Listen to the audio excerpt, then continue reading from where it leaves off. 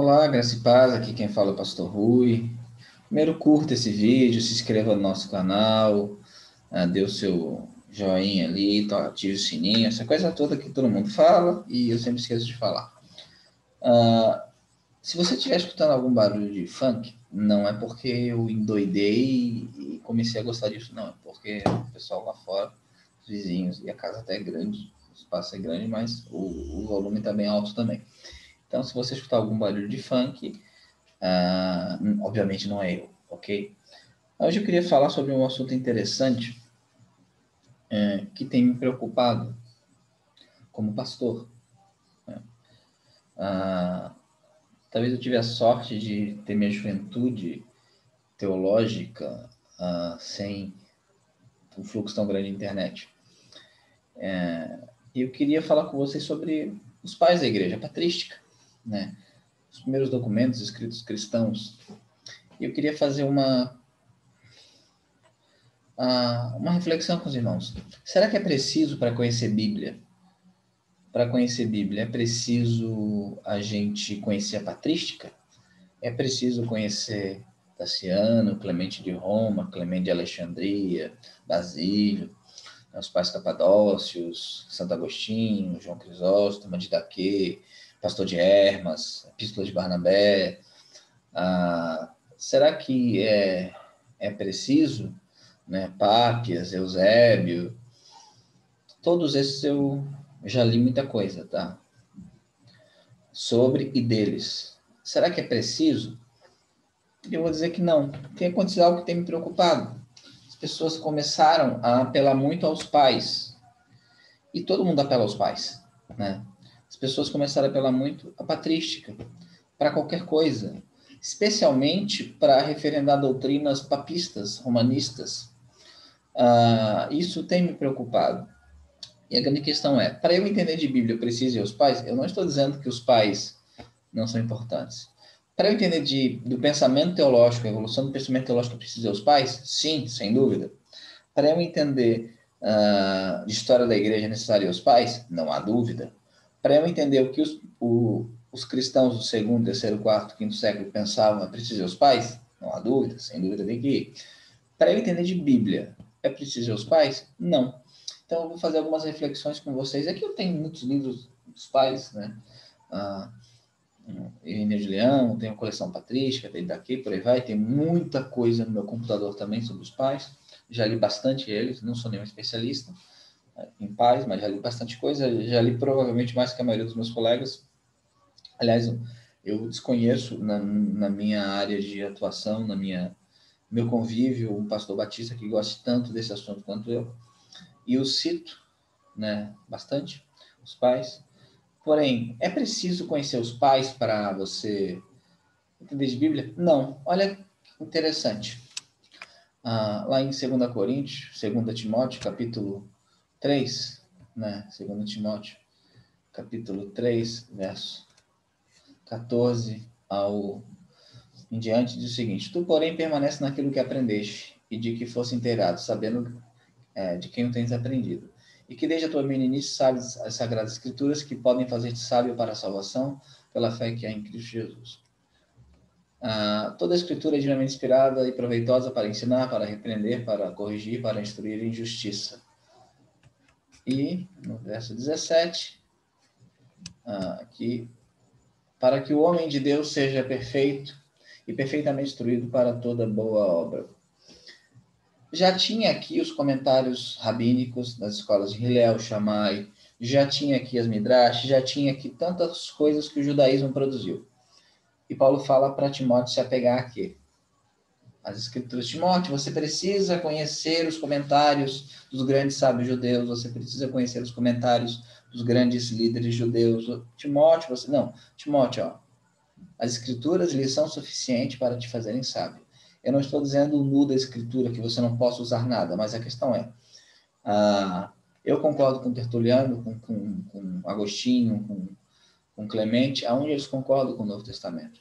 O que eu quero dizer com isso? Deus deu as escrituras à igreja, ao seu povo, para que o povo inteiro tenha acesso. Se é necessário os pais, para que eu compreenda o texto do Novo Testamento, as Escrituras, temos alguns problemas. Primeiro, os pais usaram o que para compreender o Novo Testamento? E nem todos conheceram os apóstolos. E conhecer um apóstolo não quer dizer muita coisa, ok?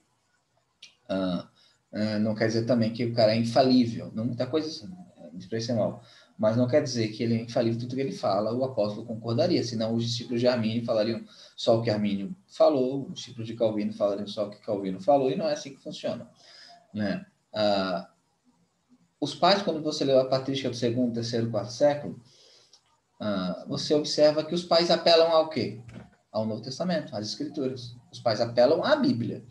Eles apelam às Escrituras. Geralmente, a esmagadora maioria, quando vai fazer uma argumentação contra heréticos, contra agnósticos, contra os valentinianos, contra seja lá quem for, né? Eles apelam às Escrituras. Os pais fazem isso. Os pais apelam às Escrituras. Então, se é necessário conhecer os pais para você entender as Escrituras, então, como é que os pais entendiam as Escrituras se eles não tinham acesso aos pais, que eles mesmos eram os pais?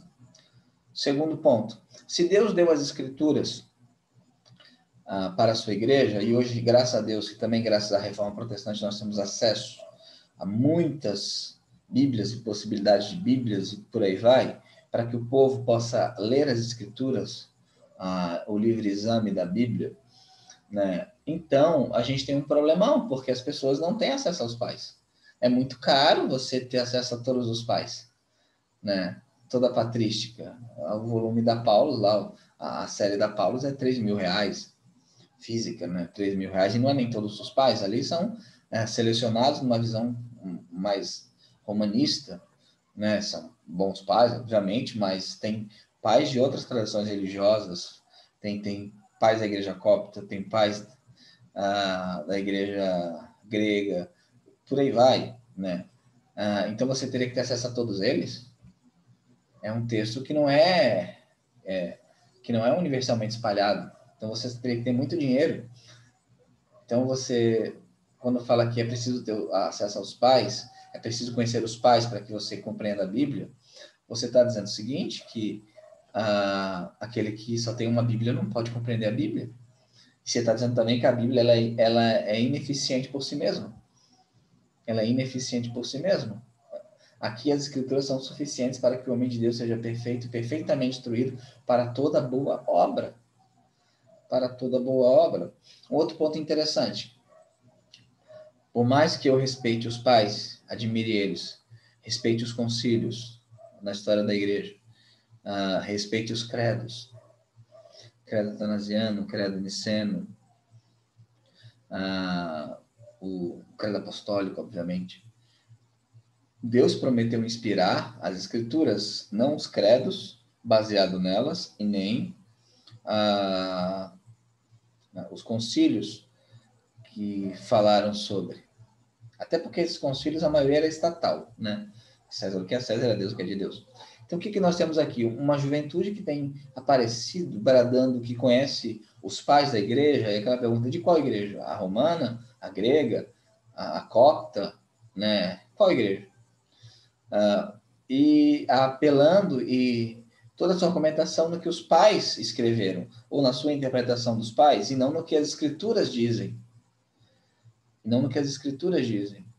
Isso faz com que, então, o povo leigo, o povo simples, o povo que não tem acesso à Bíblia, né? Aqui a Bíblia da minha esposa, custou, aqui, a CF, custou o quê? R$ 15. R$ 15.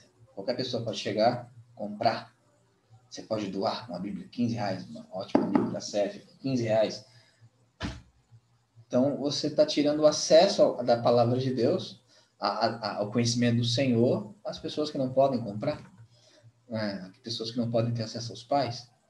Isso é muito perigoso, porque então você vai basear toda a sua teologia na compreensão dos pais do Novo Testamento, e não no Novo Testamento. E olha qual é a diferença. Obviamente, você pode compreender um texto errado, eu posso compreender um texto errado. A gente pode ser iluminado pelos pais, ajudado pelos pais, só que não podemos nos basear nos pais, porque eles se basearam no Novo Testamento. E eles chegaram a conclusões diferentes, né? E eu posso chegar a conclusões diferentes deles. Por quê? Por que os apóstolos e as pessoas que escreveram os textos bíblicos são diferentes? Porque eles foram inspirados. Os pais da igreja eram pecadores miseráveis que careciam da graça de Deus, homens santos, piedosos, mas ainda assim pecadores com entendimento limitado, igual muitos irmãos de hoje. Ah, mas você não morreu por Cristo. Nem todos os pais morreram por Cristo. Muitos irmãos hoje morreram por Cristo, têm morrido por Cristo, em um número muito maior do que na igreja primitiva. E esses irmãos não são infalíveis em suas interpretações. É interessante que aqueles que dizem que é necessário os pais, quando os pais discordam dele, mas nesse ponto tal pai errou. Né? E outra coisa, para fechar, por exemplo, a Didaquê é um texto da patrística, talvez o meu favorito, junto com Clemente de Roma, primeira Clemente.